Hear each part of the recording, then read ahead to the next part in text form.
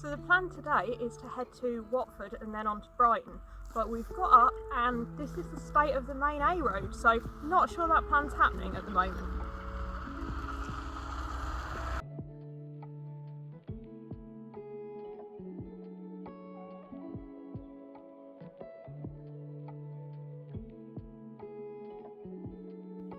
After checking out the road conditions, we went back home and played with the dogs in the garden for a bit.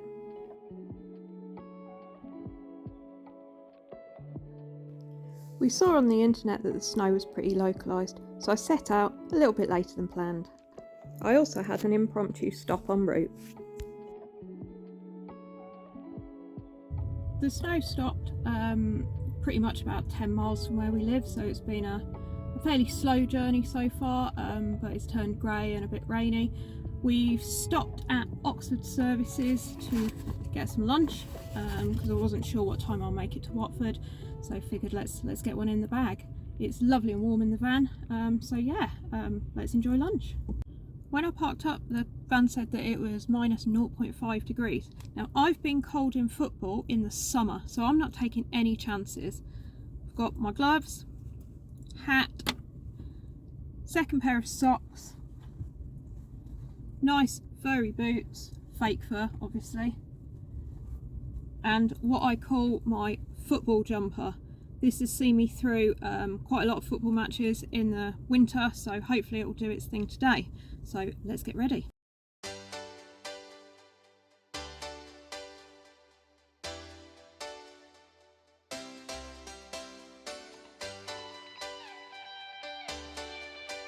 Doing this has become a lot more civilised since we got a van. I parked up in my usual spot and made the walk, which is about 20 minutes to Vicarage Road. No snow here.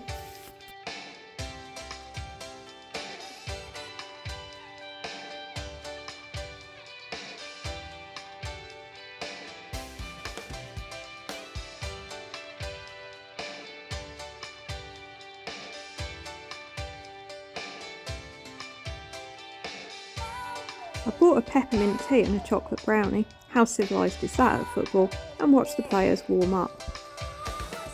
I managed to hold on to the brownie until half time to give me something to look forward to. That did turn out to be the highlight of the game.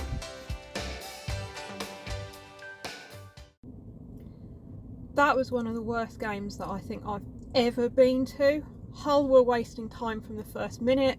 Watford brought nothing to the party and it was chuffing freezing out there.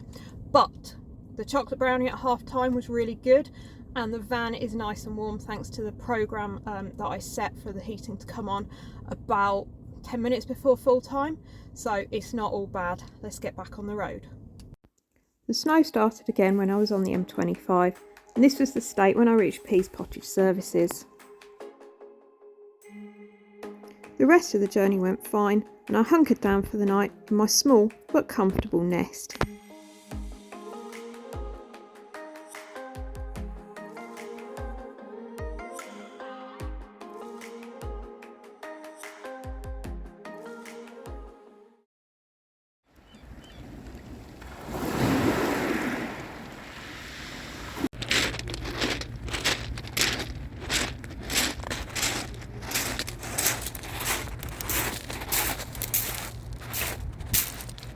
Good morning from Brighton.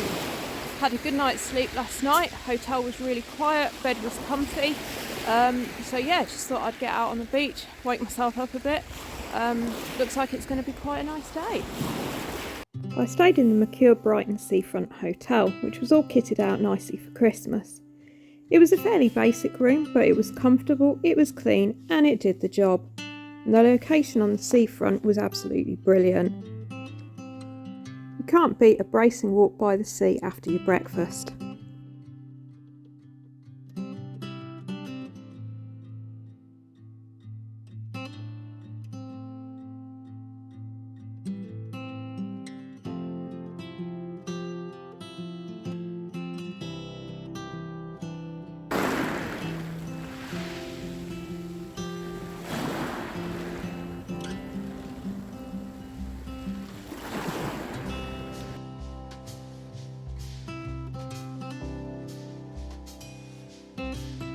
There was still some snow lying on the beach, so I didn't envy these ladies taking a bracing dip in the sea.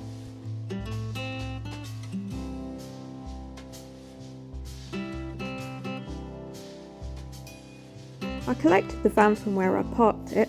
The hotel does have a car park, but the spaces looked a bit small for my liking, and there was a height restriction in their larger car park at the rear. And I headed to Madeira Drive, where I parked up for the whole day.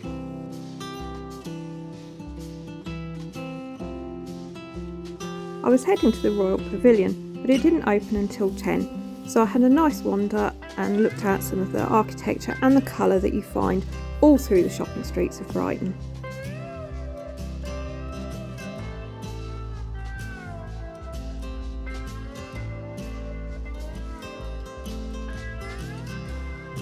I also saw some of the local wildlife in the Pavilion gardens.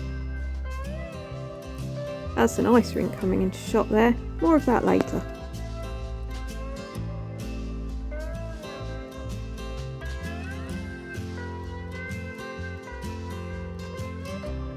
I pre-booked my ticket to the Royal Pavilion, but it was nice and quiet on this day, so you could probably just have turned up.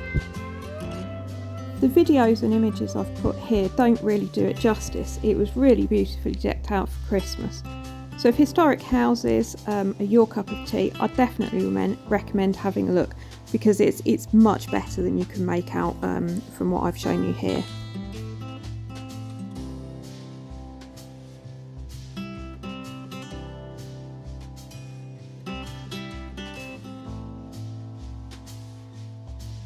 I was in need of some caffeine, so I sought out a local coffee shop, which provided me with a much needed hit and also a rather cheeky Nutella croissant.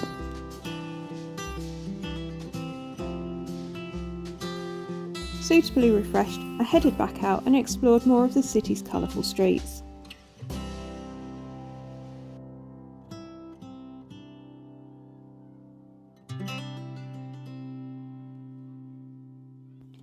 Then it was time to get on the ice, and I couldn't have picked a better time because the sun had come out and the sky was just blue everywhere you looked.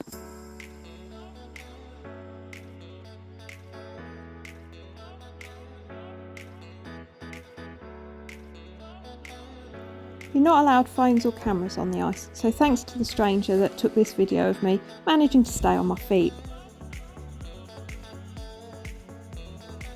There's food and drink available at the ice rink, but I'd spotted a restaurant that I wanted to check out, so I headed back there for lunch.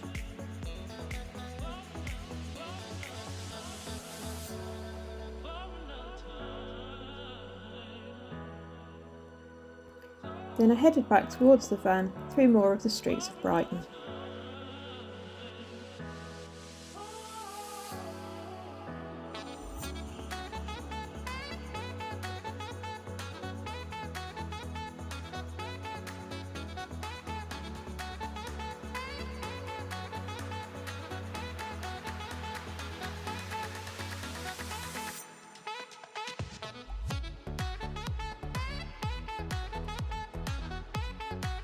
It was almost dusk as I headed onto the pier.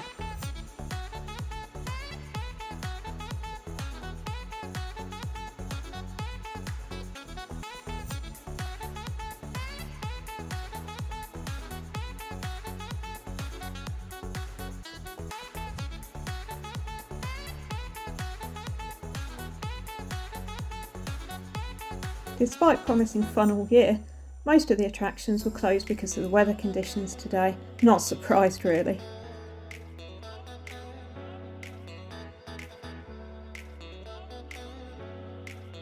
But the local starlings weren't put off by the weather, and a crowd gathered to watch the murmuration as the day came to a close.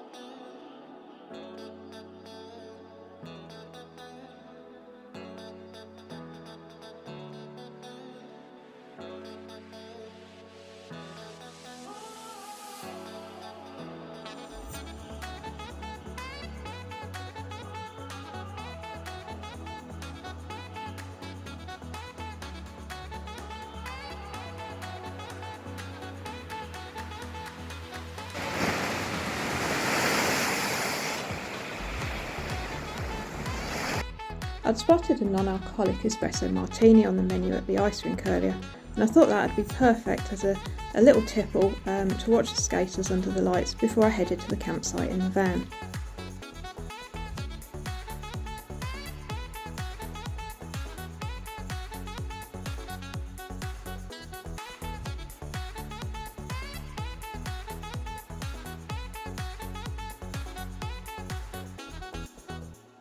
The ice rink had put me in the festive spirit, so I thought I'd have a quick wander to the Christmas market. I'm not the biggest fan of Christmas markets, but it was pleasant enough for a little wander before heading to the campsite.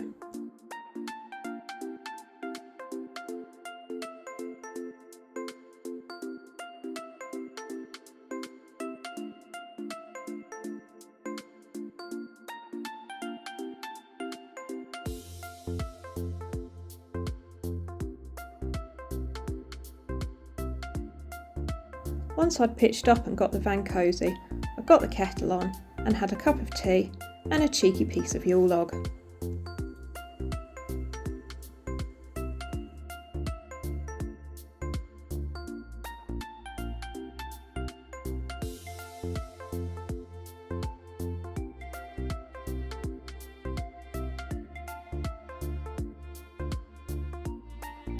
Spent the rest of the evening doing a bit of editing, chilling with a book and getting ready to hunker down for the night. So after an evening of chilling in the van, I think I'm going to have a little read and hope that my 4 duvets and 2 hot water bottles will be enough to keep me warm through the night. See you in the morning. It was another chilly morning as I packed up the van and headed to Shoreham. The view's not great this way, but check out the front. I was keen to come back here as I knew I'd be able to park the van here, unlike last time when we came with the motorhome. I took a walk along the seafront, checking out the beach, and then I headed over the lock gates to Port Kitchen.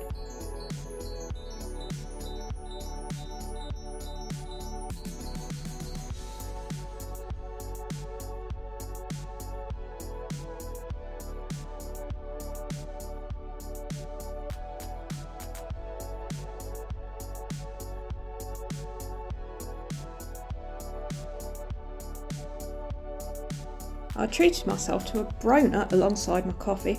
I'd never heard of one, and as you can see it was a bit challenging to get into, but it was well worth the effort because it was really delicious. I'd definitely have another one of those again, although I suspect it wasn't the healthiest thing in the world.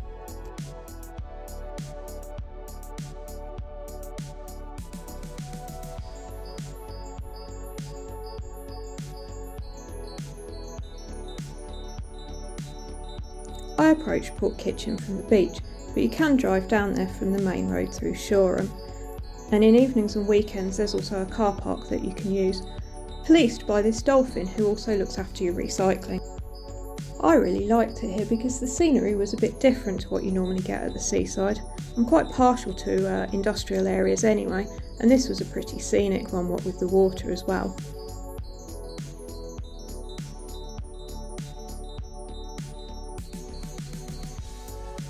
All too soon it was time to head back to the van and move on to Worthing.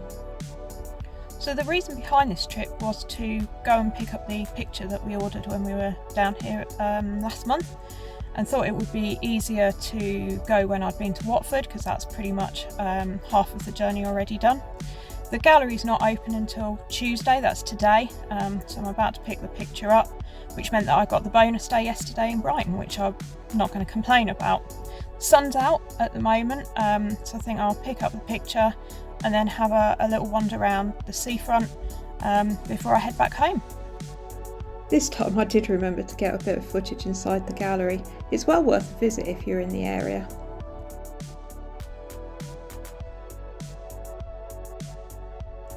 Having stowed the picture safely in the van, I went for a walk, deciding to head into town first and then track my way back to the seafront.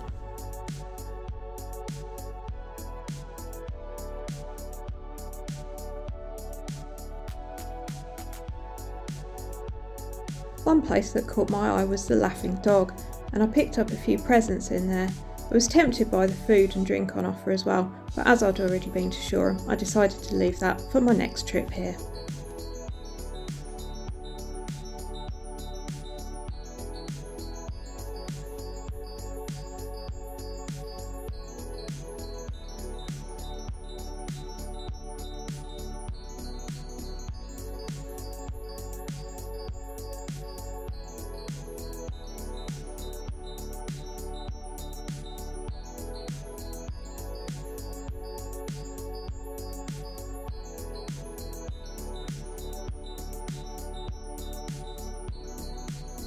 As usual, there were plenty of interesting finds on the beach, with some lovely shells and various types of seaweed.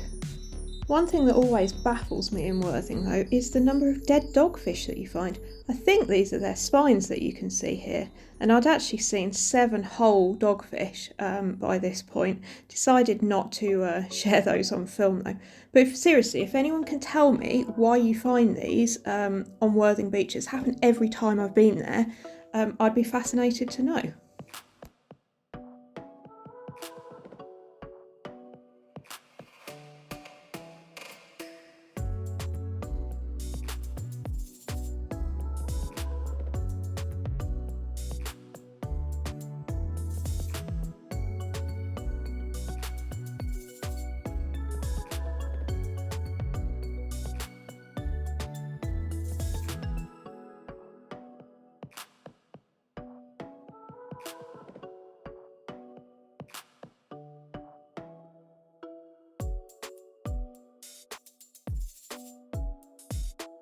I rounded off my trip by heading to the pier.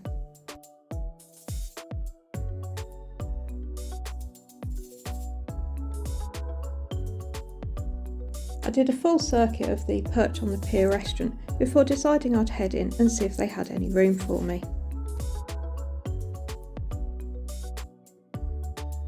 Luck was on my side and I got a table upstairs which afforded me a new view of the restaurant, which was a pretty good vantage point.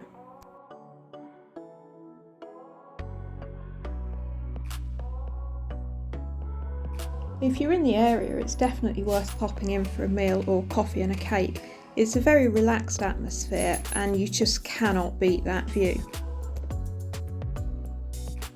It was very busy on this visit, but that didn't stop the service being really good and the food was excellent as well. I didn't have to wait very long for it either.